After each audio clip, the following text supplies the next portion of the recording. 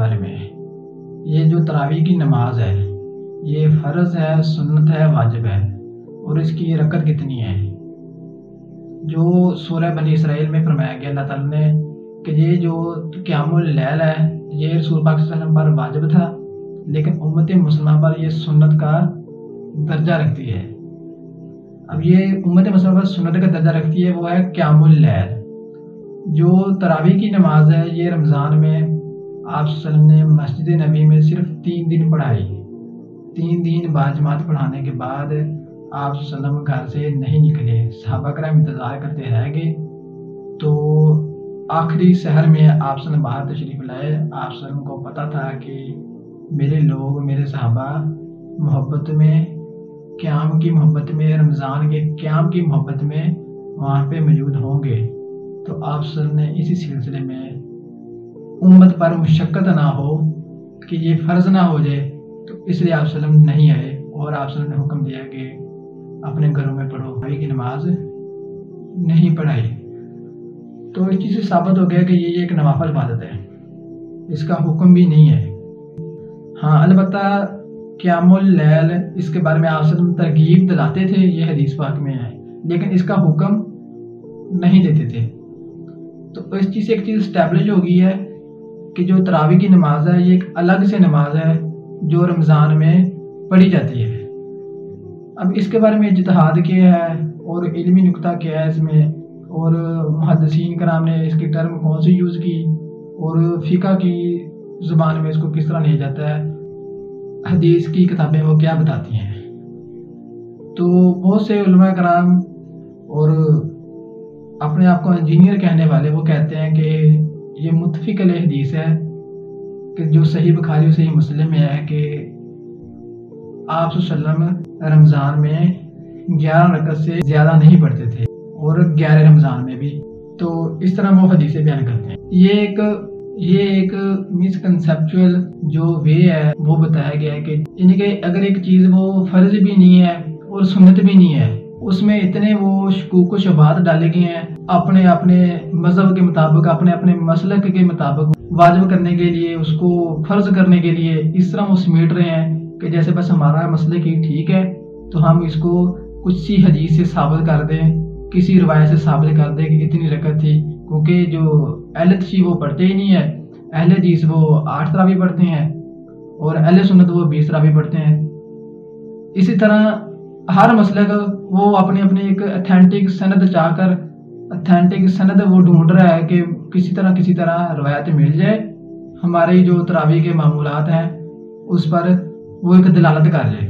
اب اس چیز کے بارے میں ہم پوسٹ مارٹم کرتے ہیں، مطالعہ حدیث کرتے ہیں کہ اس کے بارے میں اصل سند کیا ہے کہ تراویح اس کی رکعت کتنی ہے۔ اب متفق علیہ حدیث ہے، اس میں فرمایا گیا ہے کہ آپ صلی اللہ علیہ وسلم رمضان میں اور 11 رمضان میں 11 رکعت سے زیادہ نہیں پڑھتے تھے۔ یہ حضرت عائشہ کی روایت ہے۔ اور ایک حدیث میں جو متفق علیہ حدیث ہے اس میں فرمایا گیا کہ آپ صلی اللہ علیہ وسلم 13 رکعت پڑھتے تھے، اور ایک حدیث ہے اس میں فرمایا گیا کہ آخر میں 1 رکعت پڑھنا تاکہ وہ تمام نماز وہ طاق ہو جائے، سب کو طاق کر دینا۔ رسول پاک صلی اللہ علیہ وسلم نے فرمایا یہ جو قیام لیل ہے یہ تمہارے رب سے قربت کا ذریعہ ہے، اور یہ گناہوں سے معافی کا بھی ذریعہ ہے۔ رسول پاک صلی اللہ علیہ وسلم کا ایک ارشاد اور بھی ہے، فرمایا گیا جس نے ایمان اور احتساب کے ساتھ رمضان میں روزے رکھے تو اللہ تعالیٰ نے اس کے سارے گناہ معاف کر دیے۔ حضرت عائشہ سے روایت ہے کہ وہ بیان کرتی ہے کہ رسول پاک صلی اللہ علیہ وسلم نے مسجد نبی میں صرف 3 دن باجماعت نماز تراویح پڑھائی۔ اب جب امت پر مشقت کا معاملہ آیا تو آپ صلی اللہ علیہ وسلم نے اس خوف سے، اس مشقت سے کہ جو تراویح کی نماز وہ منسوخ کر دی۔ حدیث میں یہ بھی آتا ہے کہ اس دن آپ صلی اللہ علیہ وسلم غضب میں آ گئے کہ تم کیوں لوگ آئے ہو۔ اب اگر اس کا ایک مطلب تو کچھ لوگ یہ بھی لے لیتے ہیں کہ جب آپ صلی اللہ علیہ وسلم نے تراویح کی نماز پر غضب کیا تو گویا کہ یہ نماز تراویح پڑھنی چاہیے ہی نہیں۔ اب اس کا مطلب یہ بھی نہیں ہے۔ یہ تراویح کی نماز حضرت ابو بکر کے دور میں بھی اسی طرح چلتی رہی کہ مسجد نبی میں یا پھر کچھ لوگ گھروں میں اپنی اپنی نماز پڑھتے تھے، یا پھر کچھ ٹولے کی شکل میں ایک کو آگے کھڑا کر دیتے تھے اور باقی اس کے پیچھے پڑھتے تھے۔ حضرت عمر کے دور میں یہ ایک نیا سلسلہ شروع ہوا ہے۔ حضرت عمر جب مسجد نبوی میں آئے تو دیکھا کہ کچھ لوگ کدھر نماز پڑھ رہے ہیں اپنی اپنی، اور کچھ ٹولے کی شکل میں، کچھ علیحدہ۔ تو حضرت عمر نے سوچا کہ کیوں نہ ایک ایسا کام کر دیا جائے، ایک منظم طریقہ قرار دے دیا جائے کہ جس میں ایک امام مقرر کر دیا جائے اور باقی سب اس کے پیچھے تراویح سنیں، وہ پڑھے اور وہ باقی سنیں۔ ایک منظم طریقہ شروع کر دیا تو تمام صحابہ کرام نے اس پر ایک اجماع کیا۔ جب تمام صحابہ کا اور تابعین کا اجماع ہو گیا تو گویا یہ سنت جائز ہو گئی، کیونکہ رسول پاک صلی اللہ علیہ وسلم نے فرمایا کہ میری سنت وہ تو جائز ہے، اور میرے بعد جو میرے خلفائے راشدین ہیں ان کی سنت بھی تم پر جائز۔ اب یہ حدیث بخاری شریف میں بھی آتی ہے۔ حضرت عمر نے جو تراویح کی رکعت سٹارٹ کی تھی وہ کی تھی 20۔ اب ایک چیز اور کہ جو اس پہ نفی کرتے ہیں کہ حضرت عمر نے 20 یہ اضافی کی ہیں، گویا کہ رسول پاک صلی اللہ علیہ وسلم کے زمانے میں 8 رکعت تراویح پڑھائی گئی تھی۔ تو دیکھو کہ حضرت عمر رسول پاک صلی اللہ علیہ وسلم سے ہٹ کر کوئی ایک علیحدہ بدعت سٹارٹ کریں گے، کوئی علیحدہ ایک کام سٹارٹ کریں گے۔ انہوں نے صرف جو ایک اضافی کام کیا وہ یہ کیا کہ اس کو ایک باجماعت شکل میں اور ایک امام کے پیچھے کھڑا کر دیا تاکہ ایک منظم طریقے سے یہ تراویح کی نماز شروع کر دی گئی۔ اور جو نماز تراویح تھی جو آپ صلی اللہ علیہ وسلم نے پڑھائی تھی وہ تہجد کے وقت پڑھائی تھی، یعنی کہ سحری سے پہلے۔ لیکن حضرت عمر نے یہ کیا کہ کچھ لوگوں کا تہجد میں اٹھنا ممکن نہیں ہے، کچھ لوگ کیونکہ جو غریب لوگ جو مزدوری کرتے ہیں، کسان لوگ، کاشتکار لوگ، ان کی وجہ سے ان کی روزمرہ کی جو زندگی ہے اس کے معمولات کو دیکھ کر حضرت عمر نے کہا کہ عشاء کے ساتھ اس کو جوڑ دیا تاکہ یہ عبادت سے محروم نہ رہ جائیں، جس نے پڑھنا وہ پڑھ لے تاکہ وہ عبادت سے محروم نہ ہو جائیں۔ حضرت عمر کی 20 رکعت تراویح کے بارے میں مصنف ابن شیبہ، سنن الکبریٰ، امام ترمذی اب یہ کہتے ہیں کہ حضرت عمر نے یہ 20 رکعت تراویح سٹارٹ کی تھی۔ یہ لازمی سمجھ لینا کہ اگر وہ 20 رکعت اضافی تھی، کہ اگر رسول پاک صلی اللہ علیہ وسلم کے زمانے میں 8 رکعت تراویح تھی اور حضرت عمر نے وہ 20 سٹارٹ کر دی، تو جس طرح فرمایا تھا کہ میرے بعد میرے خلفائے راشدین کی سنت اس پر عمل کرنا وہ بھی جائز ہے، تو اس میں وہ جائز بھی ہے۔ اگر اس میں کسی کو اختلاف ہوتا تو سب سے پہلے جو اختلافات کرتے وہ کون کرتے؟ صحابہ کرام اختلافات کرتے، تابعی کرتے۔ اس وقت بھی صحابی کافی زیادہ تھے کیونکہ حضرت عمر خود صحابی تھے، حضرت علی بھی موجود تھے۔ جب انہوں نے اس پر اختلافات نہیں کیا تو آج ہم اٹھ کر یہ اختلافات کر رہے ہیں کہ حضرت عمر نے یہ 20 رکعت تراویح یہ ایک غلط کنسیپٹ اسلام میں ڈال دیا ہے۔ حضرت عمر نے صرف کنسیپٹ اسلام میں یہ داخل کیا ہے کہ اس کو ایک جماعت کی شکل میں اور ایک امام کے پیچھے کھڑا کر دیا اور اس کو عشاء کے ساتھ متصل کر دیا ہے۔ اس کو حضرت عمر نے خود بدعت بھی کہا ہے، صرف بدعت لفظ استعمال نہیں کیا ہے، بدعت حسنہ، کہ کیا ہی اچھا کام ہے، کیونکہ جب حضرت عمر بعد میں مسجد نبی میں آئے تو اس وقت انہوں نے یہ کہا کہ واہ کیا بدعت حسنہ، کتنا اچھا کام ہو گیا یہ۔ اگر ہم یہ کہیں کہ 20 رکعت تراویح وہ غلط بات ہے، پھر یا تو حضرت عمر غلط تھے یا پھر صحابہ کرام غلط تھے یا پھر ہم غلط ہیں، تو یقیناً ہم ہی غلط ہیں۔ جب حضرت عمر نے تمام صحابہ کے ساتھ، تمام ائمہ کے ساتھ ایک اجتہاد کر کے ایک اچھا اور منظم انداز اپنایا کہ تراویح کی نماز اس طرح ادا کی جائے، تو اس میں کیا قباحت ہے؟ تو پڑھے نا 20۔ اب اس میں وہ چیز ڈھونڈ رہے ہیں کہ نہیں حضور پاک صلی اللہ علیہ وسلم کے زمانے میں 8 رکعت تھی، تو پھر صحابہ کرام نے اختلافات کیوں نہیں کیے؟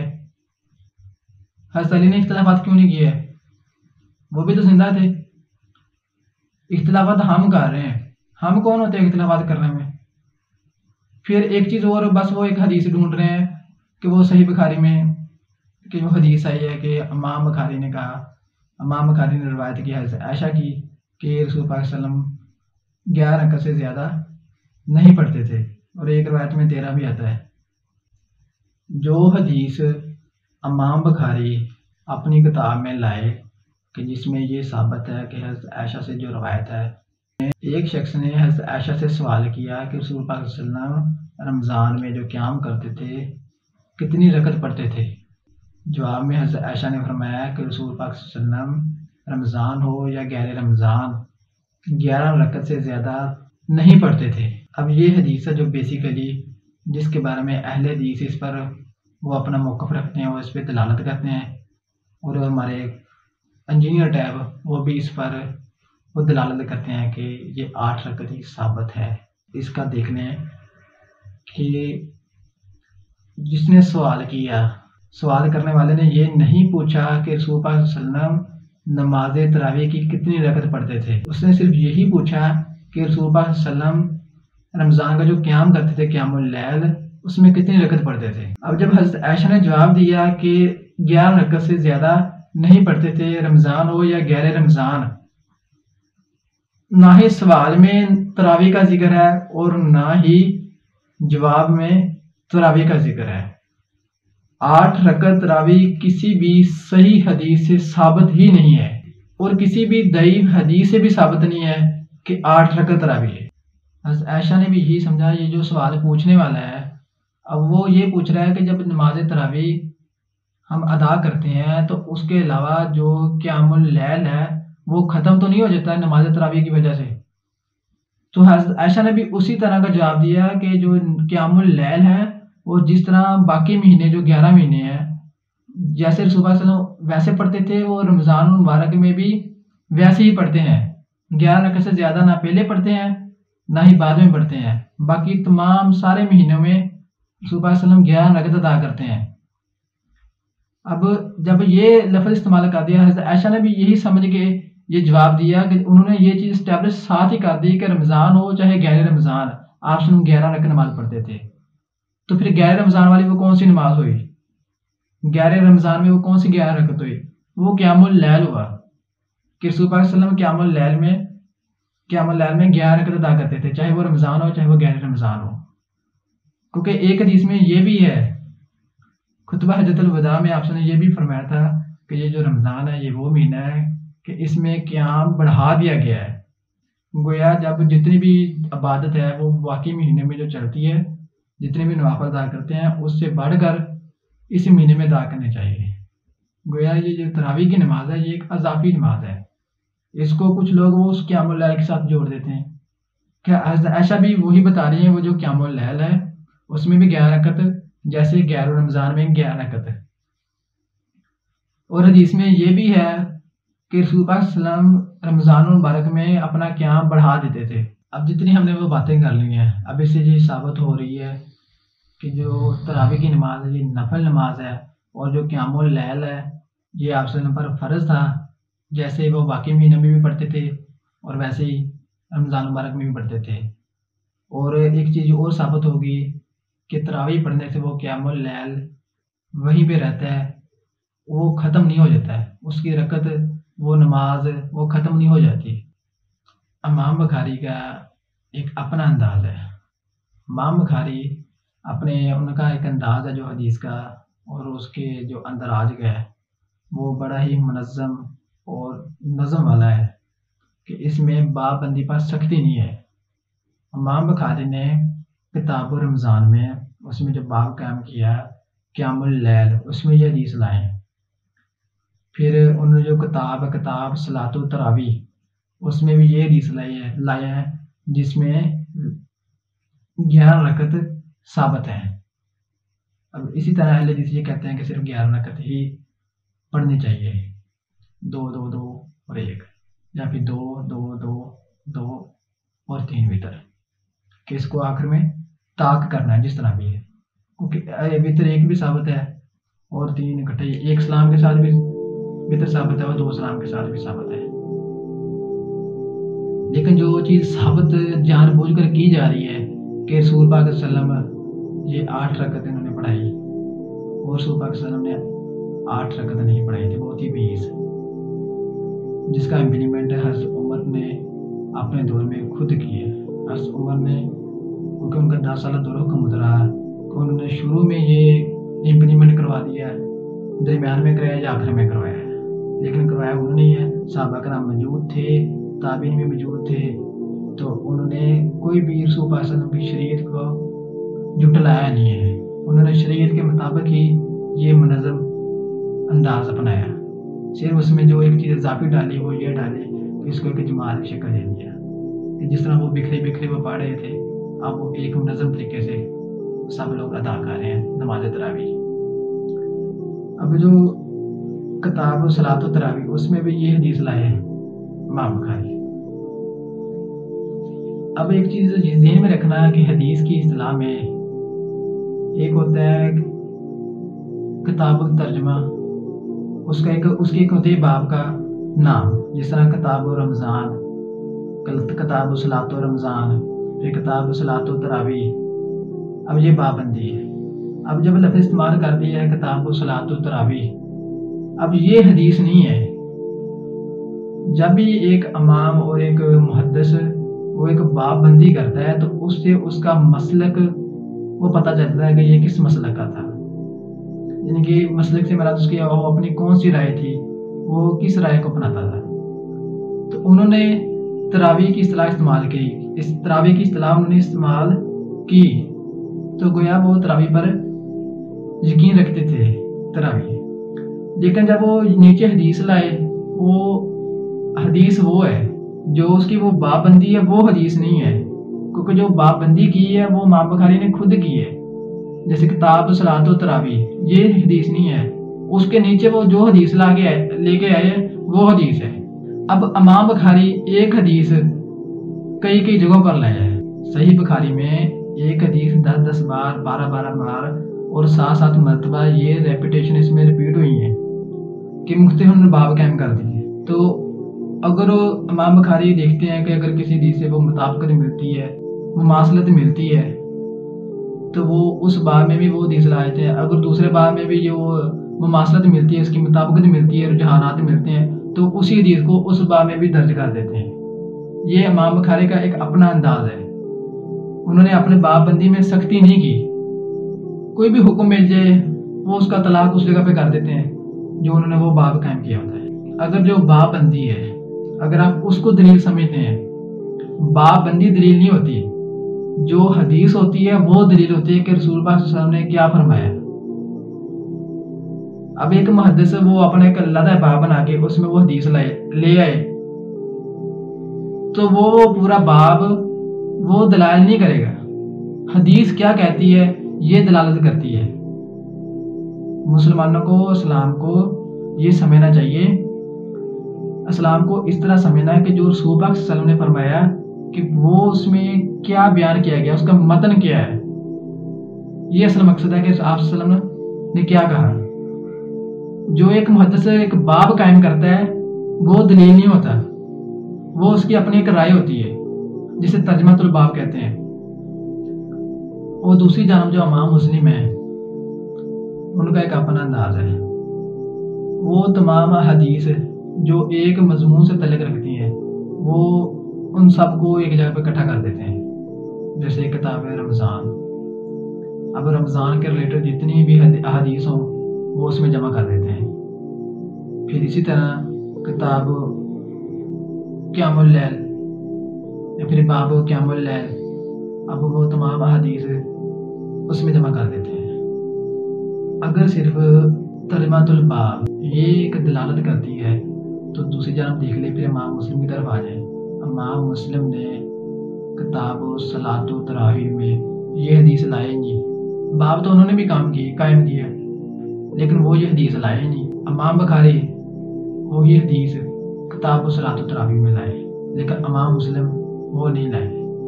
अब किसी के ज़हन में ये सवाल पैदा हो सकता है कि हो सकता है कि इमाम मुस्लिम के पास ये हदीस पहुंची ना हो, इमाम मुस्लिम तक ये हदीस पहुंची है। इमाम मुस्लिम किताब तहज्जुद बाब सलातुल लैल इसमें हदीस लाए, यही हदीस है आयशा की। सिर्फ एक हदीस नहीं लाए, मुख्तलिफ हदीस लाए इसके रिलेटेड। 706 नंबर हदीस, 736, 737, 738। अब ये मुख्तलिफ हदीस लाए जिसमें क़ियामुल लैल का जिक्र हो रहा है। बहुत सारी रवायत हज़रत आयशा से, और हज़रत आयशा की वही रवायत है जो इमाम बुखारी ने किताब सलात व तरावी में वो दर्ज की है।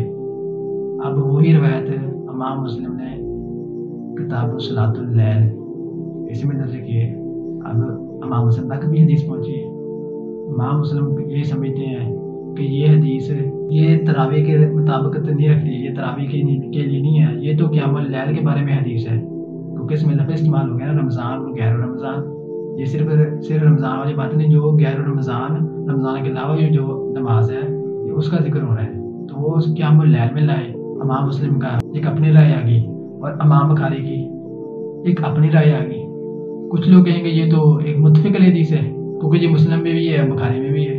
اب اگلی بات جو مزے کی ہے، امام بخاری بھی یہی حدیث ہے جس میں 11 رکعت ثابت ہے، وہ حدیث صرف صلاۃ التراویح کے باب میں داخل نہیں کی، بلکہ وہی حدیث قیام اللیل میں بھی درج کی ہے۔ اب انہوں نے وہ حدیث کتاب قیام اللیل جو باب قیام اللیل اس میں بھی درج کی ہے، وہ کتاب صلاۃ التراویح اس میں بھی درج کی ہے۔ اب امام بخاری نے 2 جگہ پہ بھی درج کی ہے حدیث، کیونکہ ان کا اپنا انداز ہے، وہ مطابقت دیکھتے ہیں، کوئی حکم دیکھتے ہیں تو وہ اس باب میں وہ حدیث درج کر دیتے ہیں، کیونکہ اس میں لفظ رمضان آ گیا تھا، اس رمضان کے لفظ کی وجہ سے امام بخاری نے اس میں داخل کر دیا ہے، کیونکہ جو تراویح ہے یہ رمضان میں ہوتی ہے، اس لفظ کی وجہ سے انہوں نے صلاۃ التراویح میں باب صلاۃ التراویح میں کتاب صلاۃ التراویح میں درج کر دی ہے۔ اگر یہ حدیث صرف کتاب صلاۃ التراویح یہ صرف تراویح والی حدیث ہے تو پھر امام بخاری قیام اللیل والے باب میں کیوں لائے؟ اب دو اس کا جواب، امام بخاری قیام اللیل والے باب میں اس لیے لائے کیونکہ اس میں جو لفظ ہے رمضان، کیونکہ جو قیام اللیل ہے یہ رمضان میں بھی اسی طرح آپ ادا کرتے تھے جیسے غیر رمضان میں کرتے تھے، تو اس رمضان کے لفظ کی وجہ سے وہ جو صلاۃ التراویح کے باب میں جو حدیث درج کی ہے وہی حدیث امام بخاری اس کو صلاۃ اللیل میں اس میں درج کر۔ اب امام بخاری بھی انہوں نے یہ بتایا، انہوں نے یہی سمجھا کہ جب تراویح کی نماز ہو رمضان میں تو اس تراویح کی وجہ سے جو رمضان میں قیام اللیل ہوتا ہے وہ ختم نہیں ہوتا ہے، تو وہ اس انداز میں وہ حدیث لائے کہ اگر کوئی کہے کہ ہاں ٹھیک ہے اب تراویح پڑھ لی ہے تو پھر قیام اللیل نماز تہجد وہ کیوں پڑھنی؟ امام بخاری تو وہ اس وجہ سے وہ یہ سمجھ رہے ہیں کہ یہ ختم نہیں ہوئی، قیام اللیل ختم نہیں ہوئی، یہ رمضان میں بھی اسی طرح جیسے غیر رمضان میں۔ تو اسی طرح امام بخاری جو صلاۃ التراویح والی وہ حدیث ہے اس کو اٹھا کے وہ حضرت عائشہ والی روایت وہ صلاۃ قیام اللیل اس میں لے آئے۔ امام بخاری کا ایک اپنا انداز ہے، وہ 2 جگہ پہ حدیث لے آئے۔ اب امام مسلم اس کو صرف ایک جگہ پہ لے کے آئے، وہی حدیث ہے کہ وہ صرف قیام اللیل ہے، وہ اس کو کتاب صلاۃ التراویح میں لے کے نہیں آئے۔ اب اس میں متفق کس چیز پہ ہے؟ اب ان دونوں میں متفق کیا ہوا ہے؟ کہنے والے تو کہہ دیتے ہیں کہ یہ متفق حدیث ہے، متفق حدیث ہے، کہ یہ متفق حدیث نہیں ہے۔ اب متفق حدیث یہ ہے کہ امام بخاری اسی حدیث کو قیام اللیل میں بھی لے کے آئے اور امام مسلم بھی اسی حدیث کو قیام اللیل میں لے کے آئے۔ امام مسلم کتاب صلاۃ التراویح میں وہ لے کے نہیں آئے، دوسری جانب امام بخاری اس کو لے کے آئے، تو وہ متفق کس چیز پہ ہیں؟ متفق یہ ہے کہ یہ جو حدیث ہے یہ قیام اللیل کے بارے میں ہے کہ لفظ استعمال ہو گیا رمضان اور غیر رمضان۔ اب متفق تو یہ ہوا۔ میرا خیال ہے کہ جو کچھ میں نے سمجھایا آپ کو سمجھ آ گئی ہوگی۔ کسی بھی چیز کو اگر پرکھنا ہو، کسی چیز کو ثابت کرنا ہو تو اس کے مکمل زاویے دیکھے جاتے ہیں۔ اب یہ نہیں اگر کوئی روایت آ گئی اس کو اپنے مقصد کے مطابق اس کو ثابت کرنے کی کوشش کریں، اپنے مقصد کے مطابق اس کو ثابت نہ کرنے، اپنے مقصد کے مطابق اور اپنے مسئلے کے مطابق اس روایت کو ثابت نہ کریں، بلکہ جو روایت ہے جس انداز میں ہے اس کو اسی طرح دیکھنا چاہیے۔ امام بخاری ایک حدیث وہ بار بار کس کس باب میں لے کے آتے ہیں اس کو بھی دیکھنا چاہیے، امام مسلم کس کس باب میں لے کے آتے ہیں اس کو بھی دیکھنا چاہیے، ان دونوں میں پھر مطابقت بھی دیکھنی چاہیے، اور مطابقت دیکھ کر پھر وہ کہنا چاہیے یہ متفق حدیث ہے۔ پھر حضرت عمر نے جو اجتہاد کیا تھا کہ 20 رکعت جس پہ آج بھی امت مسلمہ قائم ہے تو اس کو بھی دیکھا جائے، اس کو غلط ثابت کرنے کی کوشش نہ کی جائے۔